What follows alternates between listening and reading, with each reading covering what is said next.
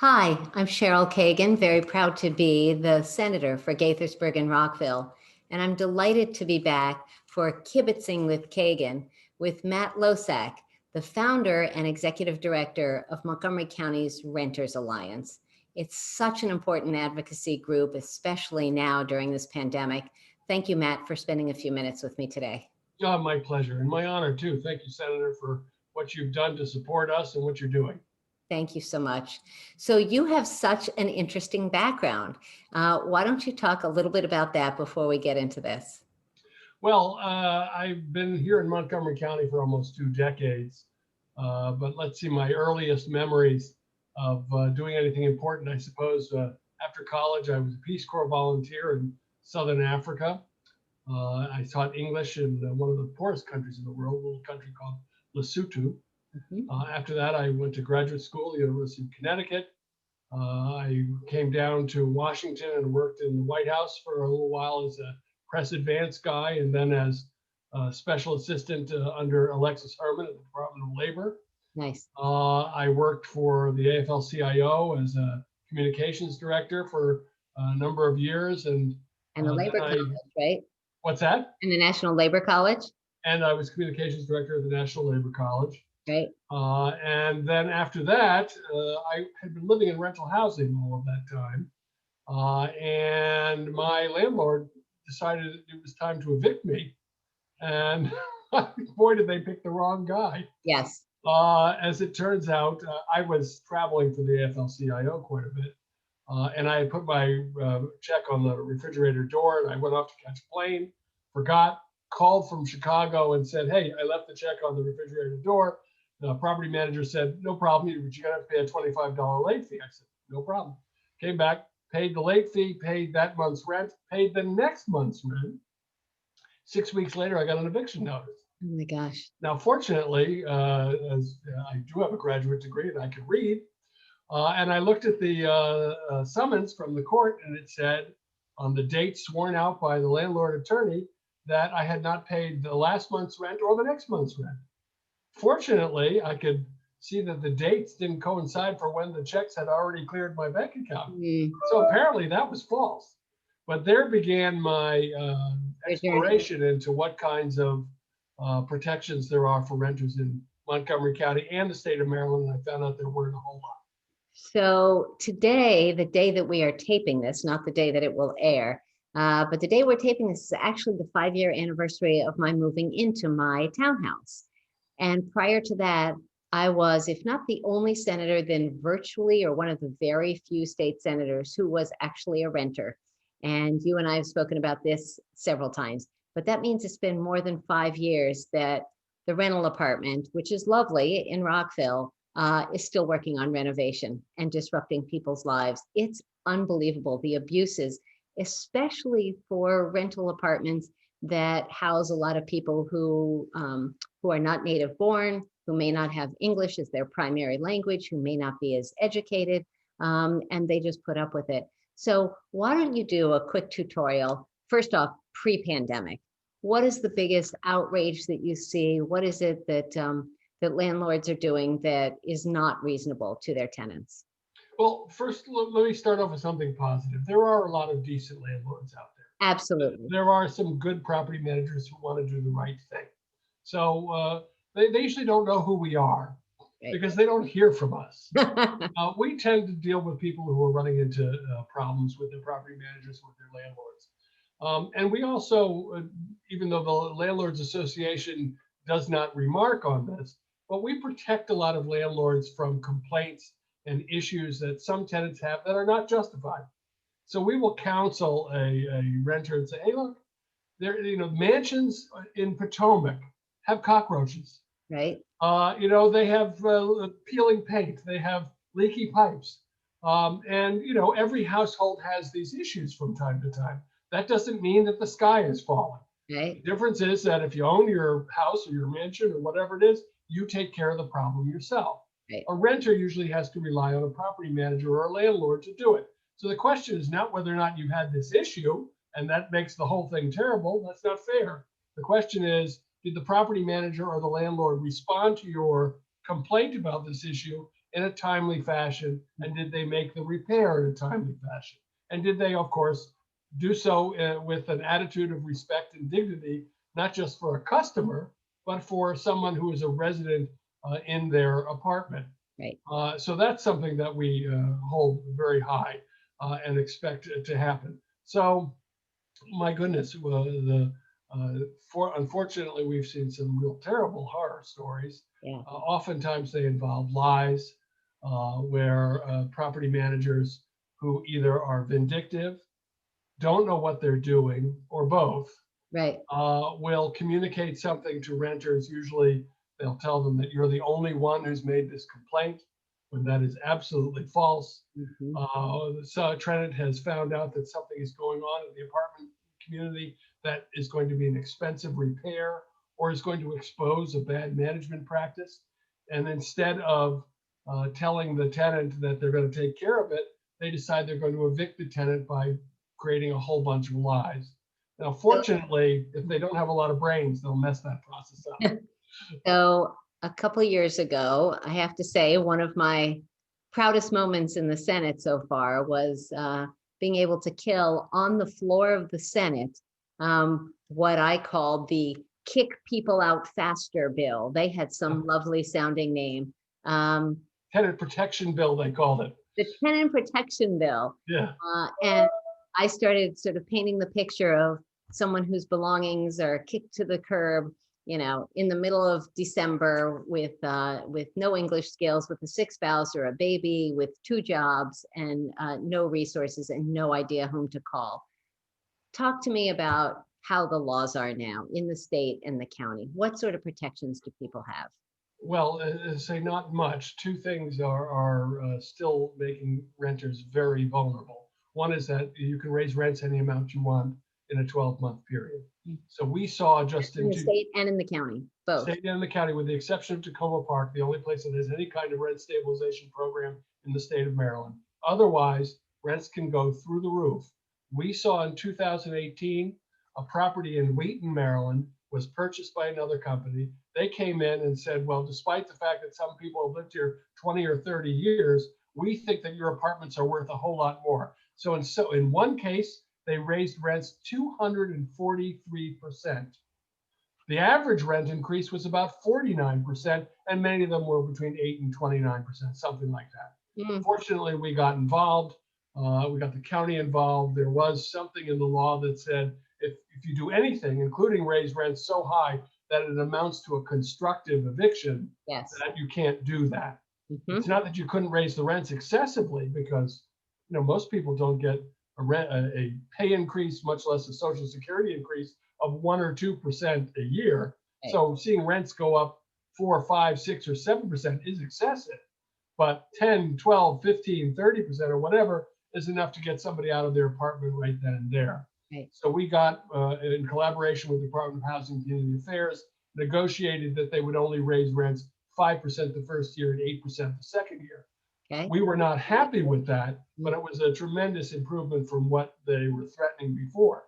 But 5 and 8%, if you moved into a place for the long term, well, imagine, all right, so you're thinking maybe this year I'll survive, but will I be able to sustain my home for another 5 years, 10 years? If this is where I want to live, if this is my home, most people can't. That would be, over a few years could be 50 to 80, 100% increase in your housing costs. And we're seeing many, many people, particularly seniors, see the percentage of their housing expense go above 50, 60, 70, 80% and higher, where they're going to have to make a choice between food, medicine, and rent. So, Matt, what can you do? You're an advocacy organization. You are amazing, but you don't have a magic wand last time I checked. Tell me what you can do. So I've got one, it just doesn't work. Sorry? I've got one, it just doesn't work. Yeah, right, there you go. So you can, in an extreme situation like the one you described in Wheaton in 2018, that's an outrage. And I'm sure then the press was active and on it and all that. What can you do for, one neighbor, one resident who happens to find out about you and call you? Well, the fundamentals are always, looking up our website, www.rentersalliance.org. They can send us an email, info@rentersalliance.org. And what we will do is give an assessment of what's going on, give them some counseling. There are some laws, despite what I'm talking about, there are some laws that protect people against abuse. There are code requirements in housing that landlords must maintain. And then there's pressure. Oftentimes, as I say, most of the times we run into property managers who don't know the law, who really just need to know a best practice here before this escalates into a more expensive dispute, up through the Office of Landlord and Tenant Affairs, all the way up through, if necessary, housing court in a case that they may not win. So it's probably a good idea that they understand the situation early before it escalates into something expensive. They may not win. You talking about the landlord or the The tenant? landlord. Okay. The landlord. We would counsel a tenant Yeah. not to fight if they got a bad case. Right. So it's the part that the landlords don't see, but we would say, hey, what the landlord is doing is quite reasonable. There's nothing you can do. Right. We'll also tell them, unfortunately, in some cases, the law does not protect you here. And then they become one more example for us to advocate for legislation that will protect them. Right. For example, just cause eviction. Right. There is no just cause eviction protection in the state of Maryland anywhere. What that means is, as opposed to Washington, D.C., New York, San Francisco, Seattle, other places with long-standing renter populations, that says if you're at the end of your lease would automatically renew on the same terms, with the exception of hopefully a reasonable rent increase, unless there's a just cause not to. Right. Right now, with just in the rest of the state of Maryland, 30 days, in Montgomery County, 60 days, the landlord could say, I'm not renewing your lease without having to state the reason. Right. When you go to tenant holding over court, all the judge will ask is, did you get the proper notice? Not why the landlord did it, not even if they're going after you because you're Black, because you're Jewish, because you're gay, because you're complaining about leaky pipes and maintenance in the building that's not happening, because of mismanagement practices, maybe even illegal practices, as we've seen in some cases. But they don't have to say why. Right. So therefore, they're given cover by simply not renewing the lease. Yep. And also, and there are some business reasons which are acceptable, like if you're a small landlord, you're moving in your aging mother into the apartment upstairs that you've been renting. So effectively, you're taking it off the market. That could be a just cause. You're tearing down the building. That could be a just cause. You've decided you're not going to rent anymore, or renovations are going to take, many, many months. Any kind of reasonable Judge Judy standard for why you should have somebody be taken out of their home, it would be considered a just cause. But not having to say what opens the door to a tremendous amount of mission. That makes sense. So the Renters Alliance works in Montgomery County. What happens to a renter in 23 other jurisdictions? How many organizations are there like the one that you run? Well, I'm proud to say that in addition to co-founding the Renters Alliance, the Renters Alliance is a co-founder of Renters United Maryland. And that we chose that not just because rum is a drink that I enjoy and one that I can remember, but Renters United Maryland made sense. And that's a coalition of more than 20 organizations from Baltimore to Prince George's County to Montgomery County statewide, because Maryland, like the rest of the nation, has got a hockey stick of demographics leading towards more and more people renting. Right. When we started this advocacy back in 2007, about 23% of the state, and Montgomery County for that matter, were in rental housing. Today, we're approaching 40%. So in just a couple of decades, we're talking about a major shift in the way people live in their homes. So I can tell you that when I was working on that advocacy effort to kill that bill, my staff and I looked at the census data and came up with, by legislative district, the percentage of renters, and I was shocked. So I knew that when I became senator that Gaithersburg was 50% single family housing and 50% apartments, renters. But there are numbers like that around the state. And it's not just Baltimore City, and it's not just Prince George's County. It's not just, where people assume. It is all over the state. It is, a lot of people don't want to have to worry about mowing their lawn or repairing their roof. Or they can't. Or they, You know, we yes, have Maryland was considered the rural state outside of Washington, D.C., except in Baltimore. And since the 50s, the urbanization of some key parts of Maryland has been taking place at rapid pace. You look around Silver Spring, Bethesda, Rockville, these are small cities now. yep, Prince George's County has got small cities being built.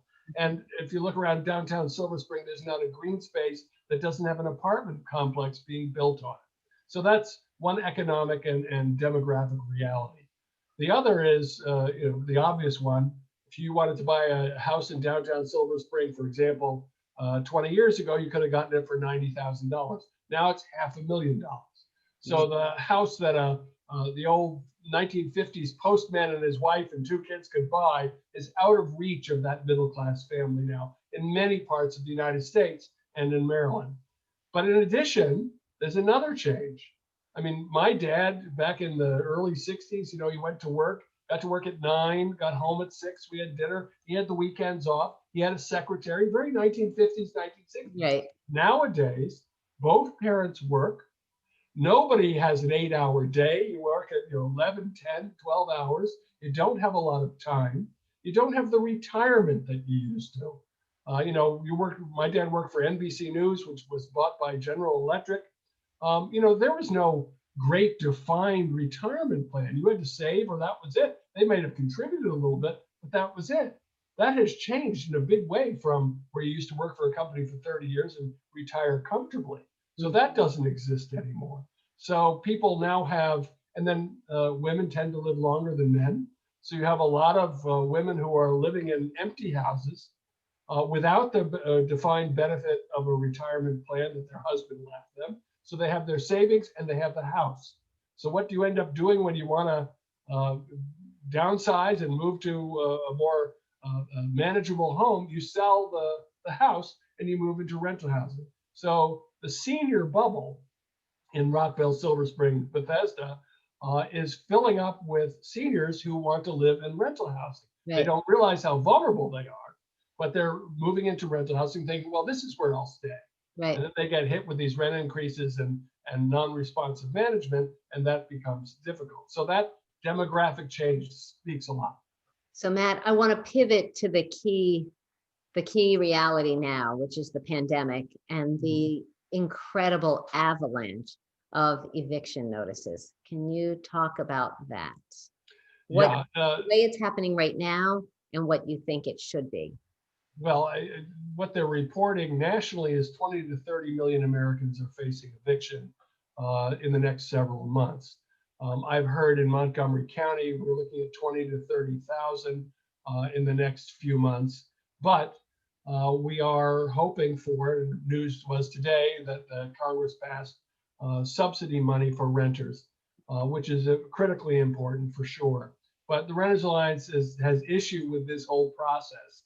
Obviously, we need to provide rescue relief to people who have been impacted by COVID-19 and lost their jobs through no fault of their own and are facing a rack and ruin, with not having any income. So that does need to be addressed. But one of the things that politically maybe pushed a little bit by the landlords and their allies is this idea that all we need to do is push rent relief and maybe some legal assistance when people end up in eviction court. But let's not fund what we think is necessary, which is early, direct, personal guidance to tenants before they get into the eviction pipeline and end up in court. When I was in college, I worked a couple of years at Yale New Haven Hospital Emergency Trauma Center. It was quite the experience, as you might imagine. It was a large regional emergency center. And I learned then from the nurses and the doctors that the last place you want to do public health is in an emergency room. How many times we said to people, oh my God, if you had just come to us months ago or seen a doctor months ago, we could have taken care of this before it became a health disaster for a person or a family. Same thing with housing. We have people, some of which are never going to be able to catch up being 6 months or more behind in rent. So what are your options? How do you prepare for that? Others don't know how to, I have a graduate degree and I find work in the government resources thing is it's complicated. Yeah. It needs somebody who does it all the time to help guide them. An And then ombudsman. there are some people who are being abused, Hmm. being told they have to get out of their apartment in 7 days with a vacancy notice from a landlord or the landlord's attorney, and that has no legal weight. But they don't know that. Right. You talked about earlier, Senator, those families that are low income, that perhaps uneducated, perhaps not local or immigrant families who don't speak the language. The kind of help that they need is personal. Yeah. And so organizations like the Renters Alliance are not funded out of this to do that work. We need a team of people working full time on this. And unfortunately, the county and the state and even the national attitude has been like, let's rush emergency money into the emergency room and use that as a public health clinic. And that's a mistake. So we need to start wrapping up and heading to our fast five. But if you're talking about yes, about 20 to 30,000 Montgomery County threatened evictions, that's insane. And you and your Legion staff of hundreds and hundreds of lawyers, Dedicated workers. staffers, I mean, They're all on vacation, right? all on vacation. So just, can you give a quick shout out to some of your coalition partners when you're overwhelmed, which just has to be all the time? Who are some of the other organizations that that you can turn to help back you up? Oh my goodness. Well, there are a number of them. Some of them have, our coalition partners have a finger, foot, hand involved in renters outreach, and some of them have been doing it for the longest time with us. Obviously, the Public Justice Center out of Baltimore has been a tremendous legal resource, expert resource on this. CASA helps us from time to time. Impact Silver Spring from time to time. Our labor unions, MacGeo, more than half of the public employees union are living in rental housing. So they know how important this is. And sometimes the churches, the synagogues and the churches in this area that have community outreach often contact us with people who need assistance. St. Camilla's Church over in Long Branch has been a tremendous partner. So there's probably too many to mention, but we are the Renters Alliance. So we are allied with any number of civic organizations, political organizations, labor organizations, religious organizations, and key individuals who believe in what we're doing, like you. Thank you. Well, we're going to be posting a slide with your contact information, your social media. I encourage you, please, if you know someone who's being threatened with eviction or is living in unacceptably unsafe, unhealthy housing, please make sure that you look into Renters Alliance and see what they might be able to do to help you or your friend or neighbor. So with that, Wow. Matt Losak. We just got started. I know, trust me. I'm looking at my little stopwatch here. It's like we could kibitz all day here, but kibitz.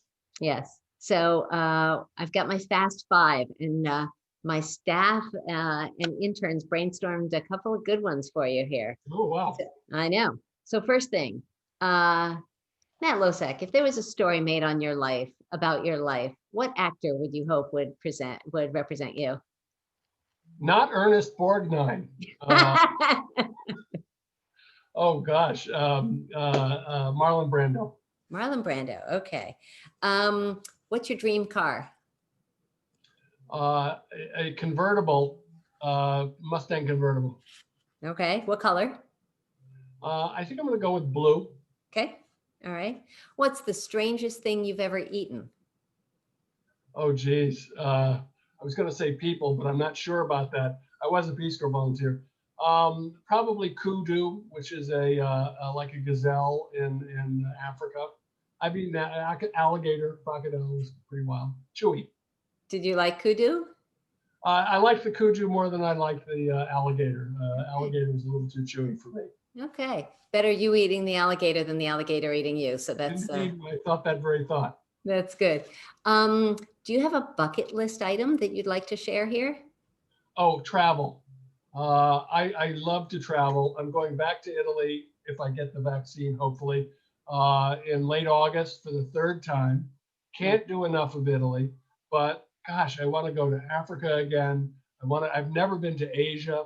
So big travel plans and scuba diving are my bucket list hopes. Fantastic. And the fifth question, which is the one that I ask of everyone. Matt Losak, what is your secret superpower? What skill do you have? Things that you're good at that most people can't do? Persistence. Very good. Very good. As a Peace Corps volunteer, and maybe it's from my family too, but I've found it very hard to take no for an answer. Love that. That's part of why you're such a great advocate. Matt Losak, it's such a pleasure kibitzing with you. I know that we could go on for a great period of time, but truly thank you for all you do and all that you're about to do with these threatened eviction notices. So thank you for your leadership and your dedication and your persistence. And thanks for your support and your leadership. Absolutely. See you again soon. Take Okay. care.